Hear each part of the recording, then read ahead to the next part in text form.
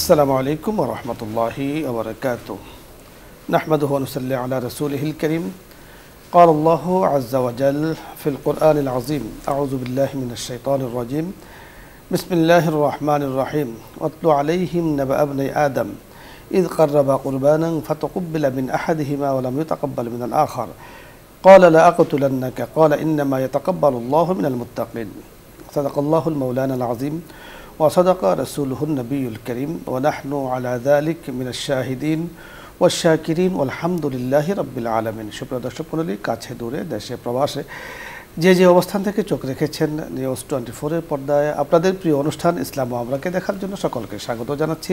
আজকের এই সুন্দরের শেষ পর্যন্ত থাকার জন্য আবেদন জানাচ্ছি। আল্লাহ রাব্বুল কারীম পবিত্র কুরবানি আমাদের যাদের উপর ওয়াজিব করেছেন আল্লাহ তাআলা তাদেরকে যথাযথভাবে কোরবানি করার তৌফিক দিয়েছেন। আলহামদুলিল্লাহ ইয়া রাব্বিল লাকাল হামদ ওয়া লাকাশ শুকর। এই পবিত্র কোরবানি প্রতি বছর আসে, আমাদের জন্য রেখে যায় অনেকগুলো শিক্ষা। তার মধ্যে একটি হলো যে ভ্রাতৃত্ব বন্ধনকে মজবুত রাখার, অটুট রাখার একটা আল্লাহ রাব্বুল কারীম আমাদেরকে সেই বিষয়টি শিক্ষা দেন। আমরা কোরবানির মাধ্যমে ধনী গরিব সকলে মিলে নামাজ পড়ে কোরবানি করি, আনন্দ উপভোগ করি। আল্লাহ তাআলা আমাদেরকে সেই তৌফিক দিয়েছেন।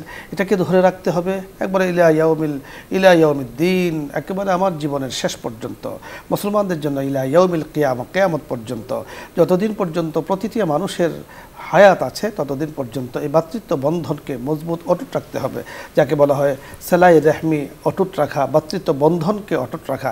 এর পুরস্কার রয়েছে ইহ এবং পরজাগাতে। আজকে আমরা এই বিষয় নিয়ে কথা বলবো।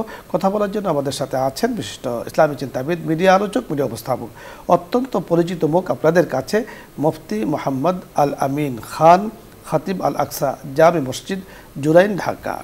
আসসালামু আলাইকুম ওয়া রাহমাতুল্লাহি ওয়া বারাকাতুহু। জি মুফতি সাহেব কেমন আছেন? আলহামদুলিল্লাহ, আপনি ভালো আছেন? আল্লাহ তাআলা খুব ভালো রেখেছেন। আজকে আপনার কাছে আমরা ঈদুল আজহা যে ভ্রাতৃত্ব বন্ধনকে মজবুত করার একটা শিক্ষা দিয়ে গিয়েছে আমাদেরকে, এবং এর উপরে আমাদের কি করণীয়, কি বর্জনীয়, আপনার কাছে আমরা এই সম্পর্কে শুনবো আজকে। শুকরান, জাযাকাল্লাহ। আলহামদুলিল্লাহি ওয়াহদাহু ওয়াসসালাতু ওয়াসসালামু আলা মান লা নাবিয়্যা বা'দাহু ওয়া বা'দ।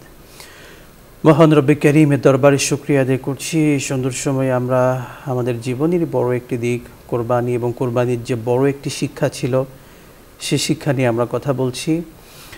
আল্লাহ সুবহানাহু ওয়া তাআলা আমাদের জন্য যতগুলো বিধান নির্ধারণ করেছেন, প্রত্যেকটি বিধান আমাদের জীবন পরিবর্তনকারী, প্রত্যেকটি বিধান আমাদেরকে বড় কিছু শিক্ষা দিয়ে যায়। যে শিক্ষাগুলো যদি সত্যি আমি আমার ব্যক্তি জীবন, সমাজ, পরিবার, রাষ্ট্রে এটার পরিপূর্ণভাবে এটার প্রচলন করতে পারি, আমার পরিবার, সমাজ, আমি ব্যক্তি, নিজে, রাষ্ট্র সব কিছু সুন্দর হয়ে যাবে। কোরবানি আল্লাহ সুবহানাহু ওয়া তাআলা এটি আমাদের উপর আবশ্যক করেছিলেন যাদের সামর্থ্য রয়েছে, এবং কোরবানি আমরা আদায় করেছি এই ঈদুল আজহার দিন সময়ে, আলহামদুলিল্লাহ। তো কোরবানির মূল যে হিকমত আমরা জানি, এটা কিয়ামত পর্যন্ত মুসলিম উম্মার জন্য আল্লাহ তাআলা এটা নির্ধারণ করেছেন। এটি শিক্ষা দিয়েছেন আমাদেরকে, ত্যাগের একটা শিক্ষা দিয়ে, যে ভোগের নয়। আমরা তো ভোগ করতে পছন্দ করি, নিজের হাতে নিজের কষ্টার্জিত টাকা উপার্জন করে সেটা নিজে ভোগ করি, ফ্যামিলির জন্য খরচ করি, এটার মধ্যে সীমাবদ্ধ থাকি। কিন্তু কোরবানি এমন একটি বিধান, যেই বিধানের মধ্যে মহান রব্বুল কারীম আমাদের শিক্ষা রেখেছেন শুধু আমার জন্য নয়, এই কোরবানিটাকে অন্যের জন্য, অর্থাৎ আমার এই আনন্দের সাথে আমার রবের জন্য যেটা করছি এই আমলের মধ্যে অন্যকেও একটু সামিল করা। আমি কোরবানির মাধ্যমে নিজে যেভাবে উপকৃত হচ্ছি, অর্থাৎ করছি রবের সন্তুষ্টির জন্য, যেভাবে মহান রব্বুল কারীম শিখিয়েছেন, লা ইয়ানালাল্লাহা রুহুমুহা ওয়ালা দিমাউহা ওয়ালাকিন ইয়ানালুহুত তাকওয়া মিনকুম। আল্লাহ তাআলার কাছে কোরবানির পশুর যে রক্ত, মাংস, হাড্ডি যা যা কিছু আছে কোনো কিছু পৌঁছায় না, শুধু পৌঁছায় বান্দার মনের অবস্থান, যে কতটুকু আমি রবের সন্তুষ্টির জন্য করতে পেরেছি। অর্থাৎ কোরবানির প্রত্যেকটি জিনিস, যে পশুটাকে আমি জবাই করলাম, পশুর গোশগুলো কিন্তু আমরাই খাচ্ছি, পরিবার খাচ্ছে, চামড়াগুলো আমরা বিক্রি করছি কিংবা সেটা নিজে ব্যবহার করি, সব কিছু কিন্তু আমরাই ভোগ করছি। মাঝখান দিয়ে আমি আমার সঙ্গে আমার পাশের ভাইকে ভ্রাতৃত্ববোধ বাড়ানোর জন্য, সহমর্মিতা বাড়ানোর জন্য, অসহায় মানুষ যারা আছেন, আমার প্রতিবেশী যারা আছেন, অর্থাৎ প্রত্যেক ব্যক্তির সাথে একটা সুসম্পর্ক তৈরি করার শিক্ষা কিন্তু ইসলাম এই কোরবানির মাধ্যমে আমাদেরকে দিয়েছেন।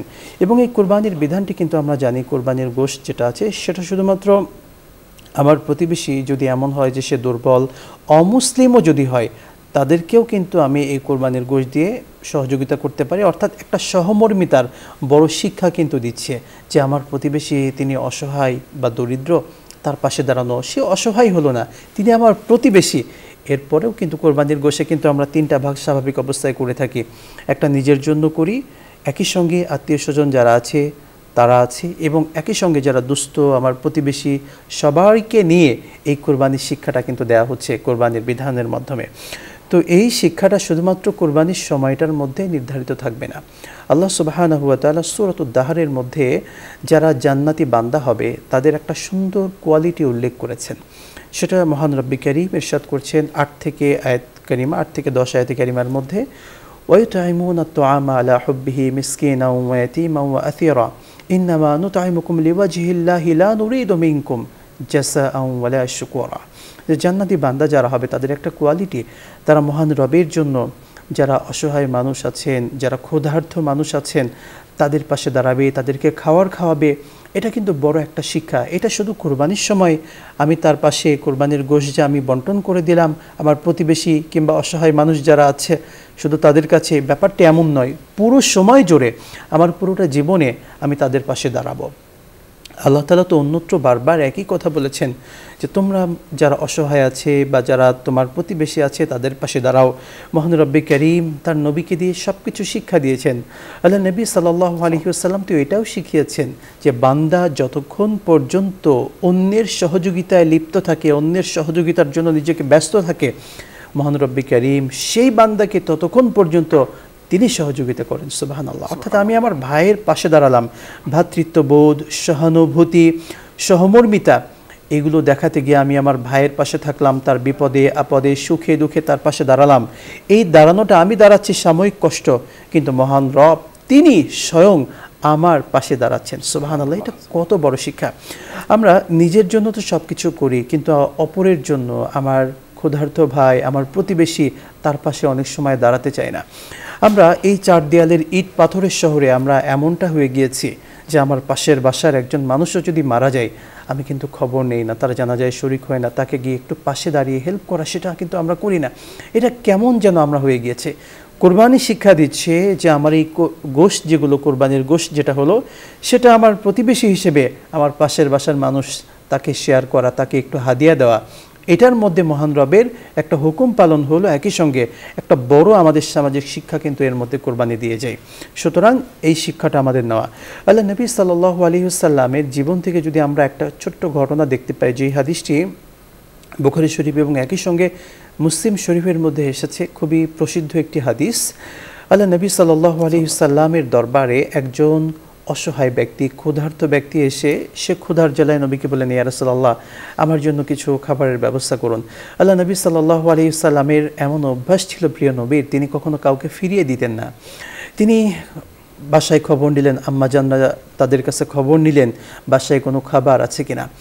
ভেতর থেকে জবাব দেওয়া হলো বাসায় কোনো খাবার নাই, পানি ব্যতীত।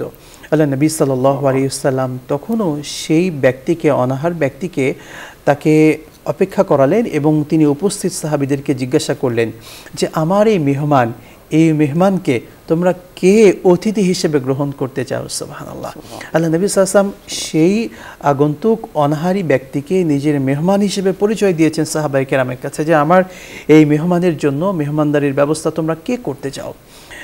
সাহাবা আজমাইনগণ তারা তো প্রত্যেকে স্ব জায়গায়, হয়তো প্রত্যেকে ধনী ছিলেন না। এরই মধ্যে হযরত তালহা রাদিয়াল্লাহু তাআলা আনহু তিনি দাঁড়িয়ে গেলেন।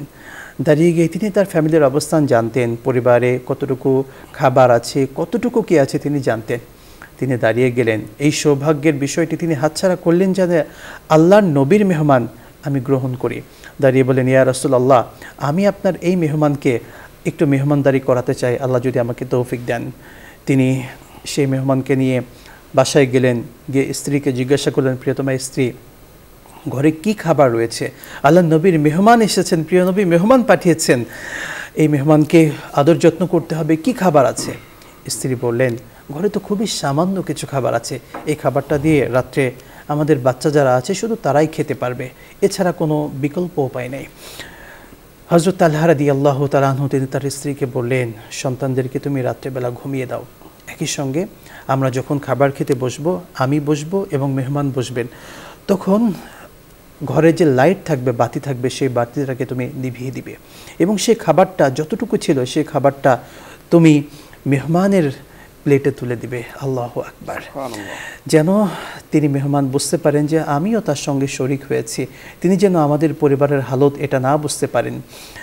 ঠিকই প্রিয়তমা স্ত্রী হযরত তালহা রাদিয়াল্লাহু তাআলা আনহা তিনি এমনটি করলেন স্বামীর কথা মতো, বাচ্চাদেরকে ঘুম পাড়িয়ে দিলেন, একই সঙ্গে তিনি যে ঘরের সামান্য খাবার ছিল সে খাবারটা মেহমানের প্লেটে তুলে দিলেন, আর স্বামী পাশে খাবারটা প্লেটে হাত নাড়ছেন, বোঝাচ্ছেন যে আমিও তোমার সঙ্গে শরিক হয়েছি। আল্লাহু আকবার।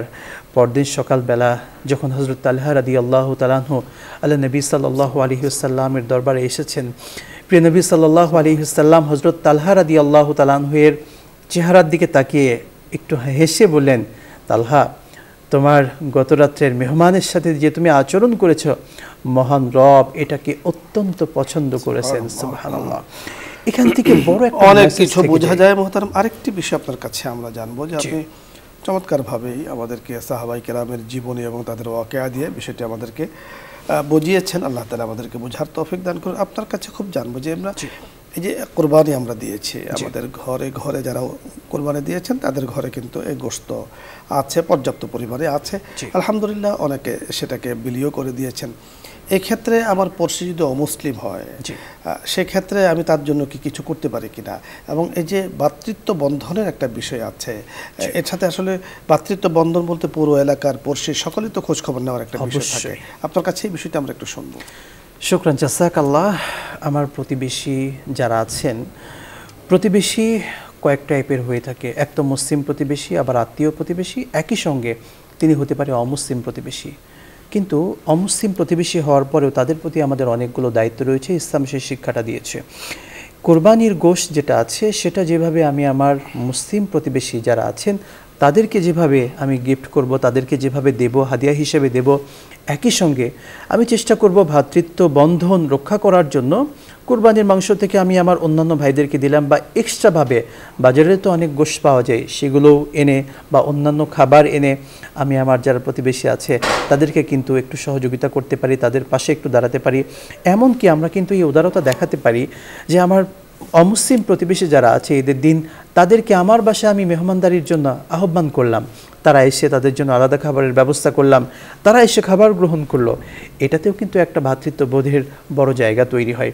একই সঙ্গে যে গুরুত্বপূর্ণ বিষয়টি আমি আপনার মাধ্যমে দর্শকদেরকে বলতে চাই, আমরা কুরবানিতে যারা সচ্ছল ব্যক্তি, আল্লাহ তাআলা যাদেরকে সামর্থ্য দিয়েছিলেন আমরা করেছি, অনেক করেছি, কিন্তু এই কোরবানির গোশতটা যেভাবে যারা পাওয়ার দরকার ছিল, বিশেষ করে প্রত্যন্ত যে অঞ্চলগুলো আছে, আমরা জানি এমন কিছু জায়গা আছে যে জায়গাগুলোতে মানুষ মাসের পর মাস চলে যায়, সামান্য একটু ভালো খাবার খেতে পারে না। আমরা যদি সেই জায়গাগুলো, যেমন উত্তরাঞ্চলের বেশ কিছু দরিদ্র জায়গা, পার্বত্য চট্টগ্রামের বেশ কিছু পাহাড়ি অঞ্চল যেখানে খাবার পৌঁছানো খুব দুষ্কর, বা এমন কিছু জনজীবন যাদের ভালো কোনো ব্যবস্থা নাই, তাদের দিকে একটু আমাদের বিশেষভাবে খেয়াল রাখা, কারণ তারাও তো আমাদের ভাই। আল্লাহ সুবহানাহু ওয়া তাআলা কিন্তু সেই কথা বলছেন, ইন্নামাল মুমিনুনা ইখওয়া, পৃথিবীর যে প্রান্তেই মুমিন থাকুক না কেন সেই মুমিন কিন্তু তোমাদের ভাই। এমনকি বিশেষভাবে আমরা বর্তমান সময়ে আমাদের ফিলিস্তিনি যারা মাজলুম, নিপীড়িত, নিষ্পেষিত ভাই বোন যারা আছে, তাদের জন্য কিন্তু বাংলাদেশ থেকে অনেকে এভাবে কোরবানির স্বরূপ সেখানেও কিন্তু কোরবানি করেছে অনেক ধনী ব্যক্তিরা। আলহামদুলিল্লাহ, এই ধারা অব্যাহত রাখা, তাদের পাশে ভ্রাতৃত্ববোধের সেই জায়গা, যদিও আমি বাংলাদেশে বসে আছি কিন্তু বিশ্বের যে প্রান্তে আমার মুসলিম ভাই থাকুক না কেন, তার সাথে ভ্রাতৃত্ববোধের সেই জায়গাটা আমার তৈরি করা এবং সেই হাত বাড়িয়ে দেওয়া। একই সঙ্গে কোরবানি কিন্তু আমাদেরকে অনেকগুলো শিক্ষা দিয়ে গিয়েছে। বিশেষ করে যে শিক্ষাটা আমরা জানি, কোরবানির মধ্যে লৌকিকতা যে জায়গাটা আছে, আমরা কেউ কেউ লৌকিকতা দেখিয়েছি, কিন্তু কেউ কেউ দেখায়নি। মহান রবের সন্তুষ্টির জন্য এটি করেছি, কেননা প্রত্যেকটি ইবাদত শুধুমাত্র মহান রবের জন্যই হতে হবে। আমরা এলাকায় অনেক সময় কোরবানি করি, এমনভাবে কোরবানি করি মানুষ আমাকে অনেক কিছু বলবে, এবং এমন পশু দিয়ে করি যে পশুগুলো বিভিন্ন নামে তাদেরকে ডিপজল বা বিভিন্ন নামের নামকরণ করা হয়ে থাকে। আসলে এটা লৌকিকতার বড় একটি বিষয় যে আমি এলাকার অমুক ব্যক্তি, আমি যদি এত বড় কিছু না করি, এত সবচেয়ে বড় পশুটা যদি আমি হাট থেকে না নিয়ে আসি কেমন হয় তাহলে? কিন্তু আসলে কেমন হয় দিয়ে তো আসলে ইবাদতের সাথে এটা সম্পর্ক না। ইবাদত এটা হচ্ছে সম্পূর্ণরূপে আত্মার সাথে একটা সম্পর্ক। আমার খুলুসিয়াত কতটুকু হয়েছে, আমি কতটুকু অন্যের চিন্তা করতে পেরেছি, সেই জায়গাটা আপনি যথার্থ বলছিলেন। দর্শক মণ্ডলী, আমরা অনুষ্ঠানের শেষ পর্যায়ে আছি। আলহামদুলিল্লাহ, দ্বীনের কথাগুলো শুনতেই মনে চায়। সাহাবাই কেরাম রিদওয়ানুল্লাহি আলাইহিম আজমাইন যেভাবে জীবনকে বিলিয়ে দিয়েছেন, উৎসর্গ করেছেন, মানে ইতিহাসে এই ধরনের পাওয়া যায় না। রাসূল আকরাম সাল্লাল্লাহু আলাইহি সাল্লামের সহবতে থেকে নিজের জানকে, নিজের মালকে, নিজের সকল কিছুকে, নিজের সব কিছুকে ত্যাগ করেছেন, উৎসর্গ করেছেন। তাই তো তারা পেয়েছেন আল্লাহ পাকের পক্ষ থেকে সন্তুষ্টিযুক্ত একটি জীবন। আল্লাহ তাআলা বলেছেন তিনিও তাদের উপরে সন্তুষ্ট, তারাও আল্লাহ পাকের উপরে সন্তুষ্ট। সুবহানাল্লাহ। তাই কোরবানির যে শিক্ষা রয়েছে, অনেকগুলো শিক্ষার মধ্য থেকে অন্যতম শিক্ষা হলো কোরবানি আমাদেরকে ভ্রাতৃত্ব বন্ধনের শিক্ষা দিয়ে যায়। আমার পড়শি, আমার এলাকাবাসী, আমার দেশবাসী সকলেই আমার ভাই। কেউ আল্লাহ পাকের বনি আদম হিসাবে ভাই, কেউ আমার ধর্মের ভাই, কেউ আমার দেশীয় ভাই। সকল কিছুর খোঁজ খবর নেওয়া এটা কিন্তু জরুরি। এছাড়াও আল্লাহ পাকের অন্যান্য যে মাখলুকগুলো আছে সেগুলো আল্লাহ পাকের সৃষ্টি। আপনি আল্লাহ পাকের একজন মাখলুককে মহাব্বত করছেন শুধু এই কারণে যে আমার আল্লাহ তাকে সৃষ্টি করেছেন। সুবহানাল্লাহ। যে এই যে আল্লাহ পাক আমাকে, আমার এই আল্লাহ পাক সৃষ্টি করেছেন, আমার এই যে মহাব্বতটা আমি দেখালাম একটি প্রাণীর জন্য, যে কোনো প্রাণী আমার ঘরে বাস করুক বা যে প্রাণী বাস করুক, রাব্বে কারীম এই আমলটাকে পছন্দ করলে, কবুল করলে আমার নাজাতের জন্য অনেক বড় জারিয়া হবে, অনেক বড় মাধ্যম হবে। আল্লাহ রাব্বুল কারীম আমাদেরকে কথাগুলো বোঝার তৌফিক দান করুন। বিশেষ করে আমার দেশের মাঝে প্রত্যন্ত অঞ্চলে বিভিন্ন জায়গাতে গরিব মিসকিন আছে, অনাথ আছে, তাদেরকে যেমন আমি আমার কোরবানির গোশত দিয়ে আমি সহযোগিতা করতে পারি, আমার জেনারেল যে অর্থ আছে তা দিয়েও আমি সহযোগিতা করতে পারি। শুধু অর্থ দিয়ে নয়, আমার দেহ, আমার শরীর দিয়েও আমি একজনের বোঝাকে আমি উঠিয়ে দিলাম, একজনের একটু কাজ করে আমি দিলাম। রাসূল আকরাম সাল্লাল্লাহু আলাইহি ওয়াসাল্লামের জীবনের মাঝে এই ধরনের বহু ওয়াকিয়া রয়েছে। আল্লাহ তাআলা রাসূলের আখলাক, রাসূলের কথা, রাসূলের সৌন্দর্যতা, রাসূলের চরিত্র মাধুরী, কথার যে সৌন্দর্যতা দিয়েছেন। রাসূল যে বলেছেন আনা আফসাহুল আরব, আরবের মধ্যে সবচেয়ে বিশুদ্ধ ভাষী, সুন্দর কথা দিয়ে মানুষের মন জয় করেছেন। কথাগুলো শুনেই অনেকে ইসলামের সুশীতল ছায়াতলে চলে এসেছেন। আল্লাহ তাআলা আমাদেরকে বোঝার তৌফিক দান করুন। আজকে আর নয়, সকলকে ধন্যবাদ জানিয়ে আগামী দিনের প্রোগ্রামের আমন্ত্রণ জানিয়ে আজকের মতো বিদায় নিচ্ছি। আসসালামু আলাইকুম ওয়া রাহমাতুল্লাহি ওয়া বারাকাতুহু। দোয়া হবে, দরুদ ইস্তিগফার পাঠ করি।